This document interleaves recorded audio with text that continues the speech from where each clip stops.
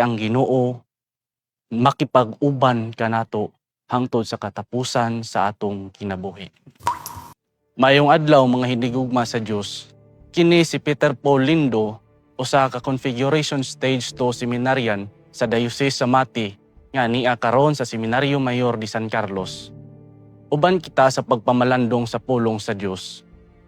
Nakaatubang na ba kamo kahigayunan o oportunidad na mamahimo untag hapsay ang inyong kinabuhi kung gipahimuslan ninyo kining kahigayunan o oportunidad?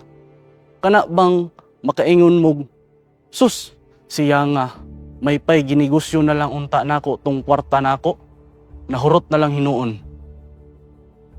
Ang Ebanghelyo karon adlaw nagisgot kabahin sa kahigayunan o oportunidad.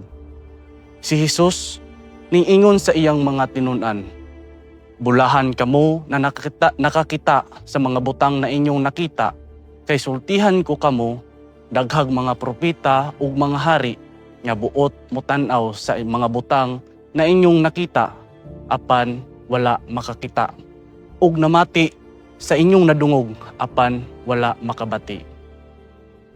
Ang Ebanghelyo mga igsoon ko diha ni Kristo nagpahinumdum kanato na ang Ginoo ani ana kanato pinaagi ni Kristo. Busa sa matag higayon sa atong kinabuhi, hinumduman unta nato na pagkabulahan gayud nato na ang Ginoo nakipag-uban kanato. Apan usahay malimot kita na ang Ginoo nakipag-uban na kanato sa matag kutlo sa atong kinabuhi. Daghag mga higayon na mas gipili nato ang laing mga butang na makapalayo kanato sa Ginoo kaysa mga butang na makapaduol kanato sa Ginoo. Daghag kahigayunan na mapabduol unta kita kang Kristo apan mas gipili nato ang laing mga butang. Daghang mga kahigayunan na makasimba unta kita matag Domingo apan gipili nato ang maligog dagat panahon sa Domingo.